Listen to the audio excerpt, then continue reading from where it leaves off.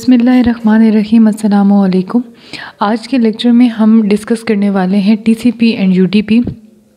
TCP and UDP इस वजह से ज़्यादा इम्पॉर्टेंट है क्योंकि एक तो रिपीटेडली आते रहते हैं, प्लस इसके अंदर कॉन्सेप्ट है एक जो कि बड़ा ही इम्पॉर्टेंट है।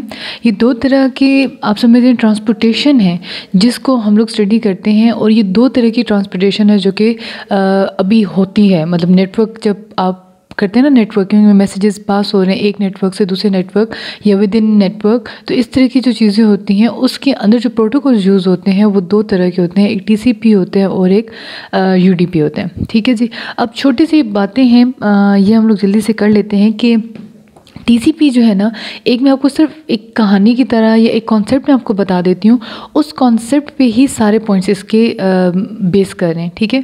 जिस तरीके से देखें जो टीसीपी है ना, it's like a phone call, like PTCL के जैसे फ़ोन कॉल हम करते थे, तो क्या करते थे हम लोग कि हम लोग एक प्रॉपरली कनेक्शन डेवलप करते थे। TCP is basically connection oriented. Connection oriented means कि अगर यहाँ से यहाँ तक जाना है ना, तो वो पहले कनेक्शन इस्टेब्लिश करेगा, पहले से ही बता देगा अच्छा मैंने यहाँ तक जाना है, यहाँ तक पहुँचने के मेरे पास बहुत सारे तरीके हैं। ठीक है, लेकिन मैं जो तरीका अडॉप्ट करूँगा या मैं जिस तरीके से इस मैसेज को भेजूँगा, फॉर इंस्टेंस वो ये वाला है, तो वो इसी तरीके से मैसेज भेजेगा जिस तरीके से उसने पहले से बता दिया। तो इट मीन्स कि ये कनेक्शन ओरिएंटेड है, या आप ये समझ लें कि रिसीवर और सेंडर के दरमियान का जो कनेक्शन है ना, दैट इज़ वेरी सॉलिड। इसके वजह से क्या क्या चीज़ें होती हैं जो इसकी वजह से हमें बेनिफिट्स मिलते हैं, वो सारे टीसीपी के एडवांटेजेस में हम काउंट कर लेते हैं। ठीक है। लेकिन जो यूडीपी है, UDP is not connection oriented, ये कनेक्शन नहीं प्रोवाइड करता। बिल्कुल इसी तरह का हम एग्जांपल करें कि यहाँ से कुछ चीज़ भेजनी है यहाँ तक, और इसके रास्ते हैं बहुत सारे जाने के, लेकिन क्या होता है कि इसके अंदर वो पर्टिकुलरली नहीं बताता कि किस इस जगह पे तो पहुंचना है, लेकिन किस रास्ते से जाना है। ठीक है। ना कोई कनेक्शन इस्टेब्लिश होता है, ना कोई तरीका बताया जाता है जाने का, बस उसको ये मेक श्योर करता है कि चीज़ पहुंच जाए, भले जैसी भी पहुंचे चीज़। ठीक है। अब देखने में थोड़ी बातें क्लियर हो जाती हैं। सिक्योरिटी किस में ज़्यादा होगी? डेटा की सिक्योरिटी ऑब्वियसली इसमें ज़्यादा होगी, इसमें सिक्योरिटी ज़्यादा नहीं होगी। ज़्यादा डेटा रिलायबल कौन सा होगा? ऑब्वियसली ये वाला ज़्यादा रिलायबल होगा, ये रिलायबल नहीं होगा।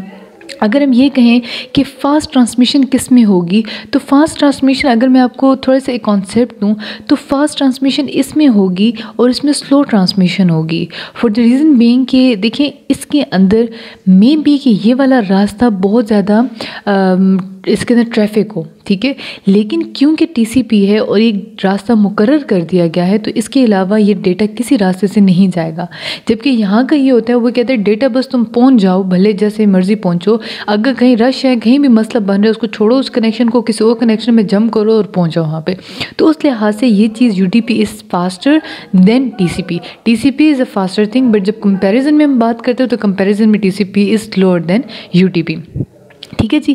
अब बहुत सारी चीज़ें आप लोगों को यहाँ पे क्लियर हो जानी चाहिए कि अच्छा एक कॉन्सेप्ट और भी ले लें कि जब हम मैसेज सेंड करते हैं, ये बात मैं पहले भी एक दफ़ा क्लियर कर चुकी हूँ कि जब हम मैसेज सेंड करते हैं तो मैसेज तो डेटा होता ही है ना, साथ एक ऊपर हेडर होता है। हेडर का कॉन्सेप्ट बहुत मर्तबा दिया मैंने, वो फ्रेम और पैकेट्स, और उसमें भी ये चीज़ बड़ा कॉन्सेप्ट यूज़ होता है कि देखिए जो मैसेज है ना, मैसेज का जो हेडर है, उस हेडर के अंदर सारे के सारा जो एड्रेसिंग सिस्टम है ना, वो इसके अंदर पड़ा होता है।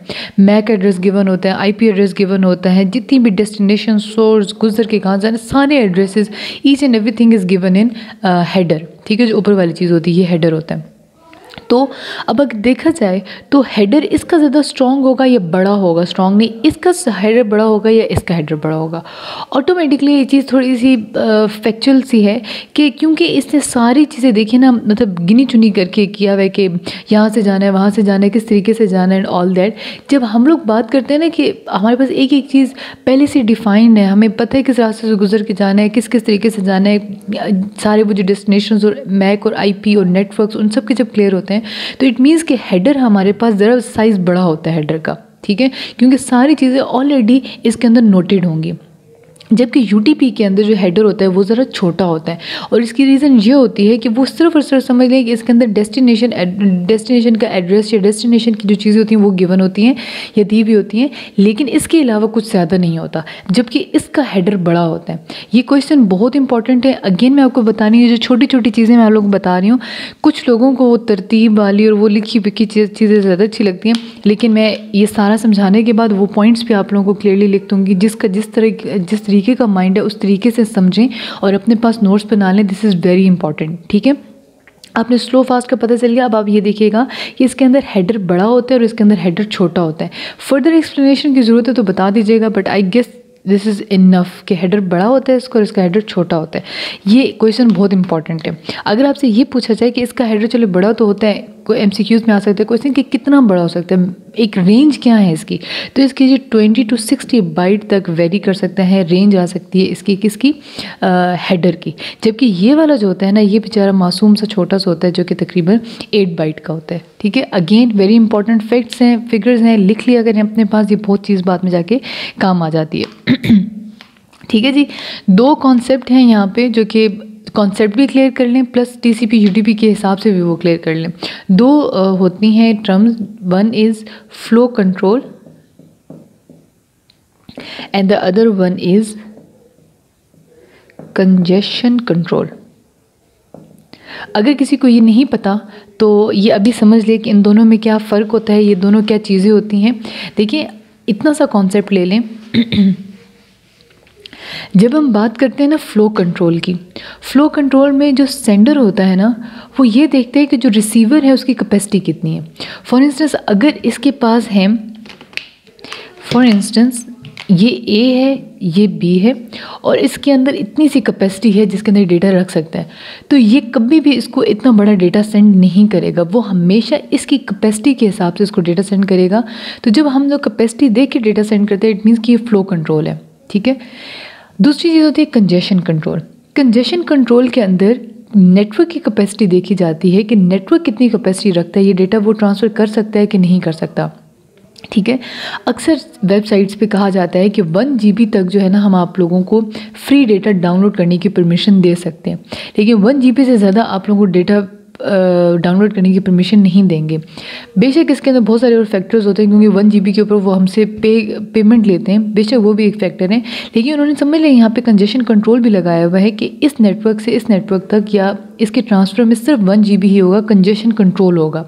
कंजेशन कंट्रोल मतलब इस नेटवर्क के ऊपर 1 GB ही ट्रांसफ़र होगा, इसके ऊपर ट्रांसफ़र नहीं होगा। हाँ, ट्रांसफ़र तब करेंगे जब परमिशन मिलेगी, ऑथोराइज़ हो जाएगा वो बंदा पेमेंट करके जिस तरीके से भी, ठीक है।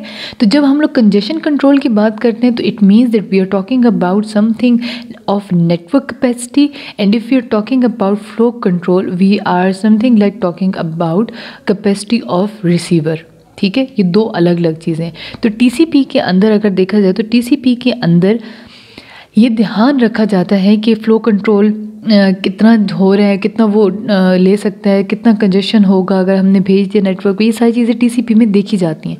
लेकिन जब हम बात करते हैं UDP में, तो UDP में ना तो फ़्लो कंट्रोल होता है ना तो कंजेशन कंट्रोल होता है, कुछ भी नहीं होता, ठीक है। वो बस ऐसे ही वो कहते हैं अन्य वाह फेंकने वाली, ये अन्य वाह फेंकते हैं। UDP जो है ना वो अन्य वाही चीज़ें देता जाता है, उसको नहीं होता इस चीज़ से सरोकार के कौन कितनी कैपेसिटी रखता है और कितना वो लेने की सलाहियत रखता है और ये सारा कुछ, ठीक है जी। अब मैं इस सब को करती हूँ रब और आप लोगों को कुछ फैक्चुअल चीज़ें बुलेट्स में बना के दे देती हूँ।